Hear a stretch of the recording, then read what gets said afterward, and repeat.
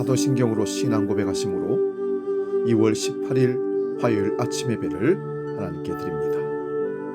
나는 전능하신 아버지 하나님, 천지의 창조주를 믿습니다. 나는 그의 유일하신 아들 우리 주 예수 그리스도를 믿습니다.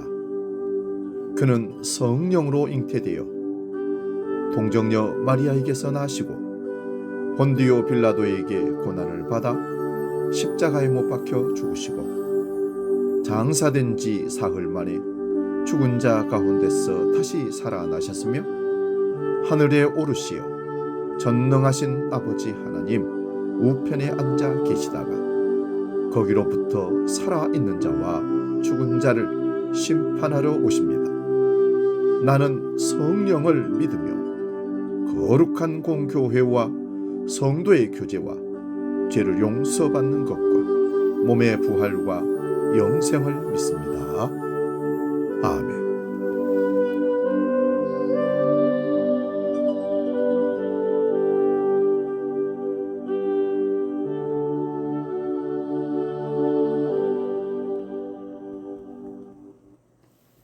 찬송가 321장 날 대속하신 예수께 함께 찬송합니다.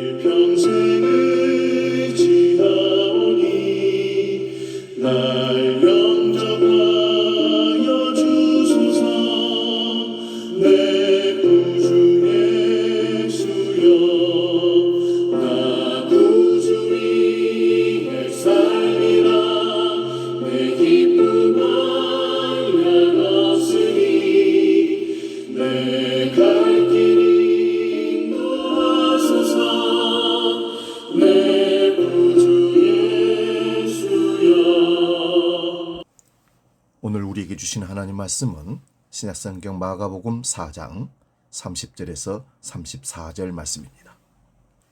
신약성경 59면에 있습니다. 마가복음 4장 30절에서 34절 봉독할 때 살아계신 주님의 음성을 들을 수 있기 바랍니다. 지금 봉독합니다. 또 이르시되 우리가 하나님의 나라를 어떻게 비교하며 또 무슨 비유로 나타낼까?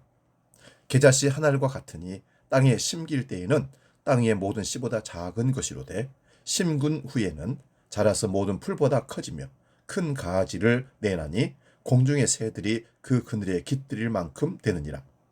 예수께서 이러한 많은 비유로 그들이 알아들을 수 있는 대로 말씀을 가르치시되 비유가 아니면 말씀하지 아니하시고 다만 혼자 계실 때에 그 제자들에게 모든 것을 해석하시더라. 아멘. 봉독한 말씀으로 소박한 시작, 놀라운 미래, 이런 제목으로 말씀을 상고하면서 은혜를 나눕니다. 하나님의 나라는 미묘하게 겨자씨처럼 시작합니다. 그러나 새가 깃들 정도로 성장한다는 것입니다. 예수님은 우리가 하나님 나라를 어떻게 비길까? 또 무슨 비유로 그것을 나타낼까 하고 제자들에게 물으셨습니다. 하나님께서 예수님을 통해서 하시는 이 일은 눈에 보이지 않습니다. 우리는 물질과 육신에 갇혀 있고 그분은 영이시기 때문입니다. 우주보다 크신 하나님의 뜻을 우리가 헤아리는 것은 불가능합니다. 그렇기 때문에 하나님이 하시는 일에 대해 설명하는 것은 어렵습니다. 그래서 예수님은 마땅한 비유를 찾으십니다. 예수님은 겨자씨를 소재로 삼아 하나님의 나라를 설명하십니다. 세상에 있는 어떤 씨보다 더 작다는 말은 세상에 있는 모든 씨앗 중에 가장 작다는 뜻이 아닙니다. 당시 갈릴리 사람들이 접할 수 있는 씨앗들 중에 가장 작다는 뜻입니다. 계자 풀은 보통 2m까지 자란다고 합니다. 그래서 풀이라기보다는 나무라고 볼 수 있습니다. 지금 예수님을 통해 하나님이 하시는 일은 지극히 미미해 보이지만 후에는 세상 모든 민족에게 그 은혜가 미칠 것이라는 뜻입니다. 비유는 에스겔 17장에 나오는 백향목의 비유를 생각나게 합니다. 하나님께서 백향목 가지 끝에 있는 연한 순을 꺾어서 시온산에 심으실 터인데 그 연한 순이 자라서 큰 나무가 되어 온갖 새들이 보금자리를 틀게 될 것이라는 비유입니다. 예수님은 계자씨에 대해 말씀하시면서 이 비유를 생각하셨을 것이 분명합니다. 그렇다면 계자씨의 비유는 예수님의 정체에 대한 비유이기도 합니다. 그분은 온 세상 모든 민족에게 하나님의 은혜를 전하기 위해서 하나님께서 시온산에 심으신 분이십니다. 본문 33절과 34절은 마가의 설명이라고 볼 수 있습니다. 비유가 아니면 말씀하지 않으셨다는 말은 반어법적 강조입니다. 하나님이 하시는 이 일을 설명하기 위해 예수께서 비유를 자주 사용하셨다는 뜻이 됩니다.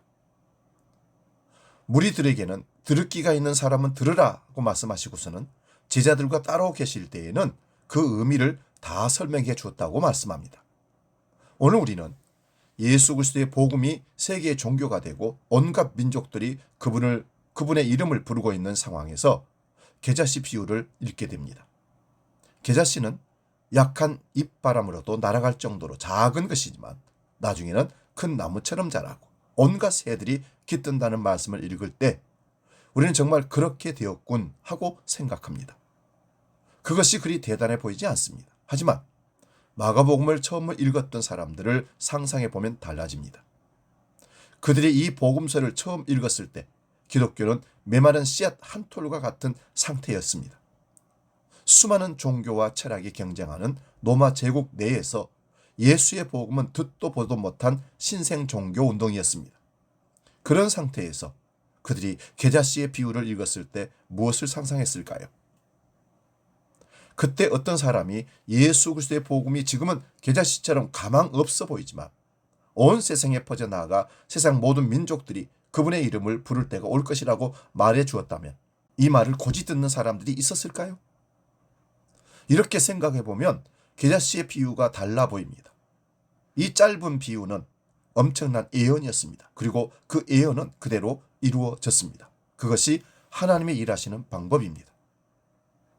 우리는 너무도 자주 우리 자신의 생각으로 하나님을 제한하곤 합니다. 우리 생각에 불가능한 일은 일어날 수 없다고 생각합니다. 하지만 하나님이 하시려고 하면 못하실 일이 없습니다. 믿음이란 우리 가운데서 보이지 않게 소리 없이 일하시는 하나님께 우리 자신을 활짝 열고 그분이 일하시는 일에 참여하는 것입니다. 우리는 우리 눈에 보이고 과학적으로 증명되고 일이 성취될 때 이루어가는 본성적 습관이 있습니다. 우리는 그것을 믿음이라고 말할 수가 없는 것입니다. 믿음은 보이지 않는 것의 증거라 했습니다.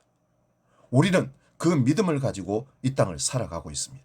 그러니 얼마나 힘들고 믿음을 지킨다는 것, 믿음을 드러낸다는 것 얼마나 어렵겠습니까? 그럼에도 불구하고 하나님의 나라는 소박한 시작으로 시작해서 놀라운 미래로 결말을 만들어낸다는 사실, 우리는 그것을 지금 이 역사를 통해서 증명하며 보고 있습니다. 계자씨같이 작은 예수님이 이 땅에 오셔서 수십억이 되는 많은 사람들이 예수 그리스도를 주로 믿고 따라가는 하나님의 사람들이 되었습니다. 이것이 바로 미묘한 시작과 온 미래입니다. 기도하겠습니다. 하나님이 하시는 일은 참으로 놀랍습니다. 또한 신비롭습니다. 하나님이 하시는 일은 언제나 우리의 기대를 넘어서고 예상을 비껴 가시기 때문입니다. 그래서 우리는 구합니다. 저희로 하여금 하나님의 일을 제한하지 않게 해 주옵소서. 하나님께서 우리 중에 행하시는 일에 마음을 활짝 열고 하나님의 신비를 누리게 하여 주옵소서. 이제 주기도록 기도합니다. 하늘에 계신 우리 아버지, 아버지의 이름을 거룩하게 하시며 아버지의 나라가 오게 하시며 아버지의 뜻이 하늘에서와 같이 땅에서도 이루어지게 하소서. 오늘 우리에게 일용할 양식을 주시고 우리가 우리에게 잘못한 사람을 용서하여 준 것 같이 우리 죄를 용서하여 주시고 우리를 시험에 빠지지 않게 하시고 악에서 구하소서. 나라와 권능과 영광이 영원히 아버지의 것입니다. 아멘.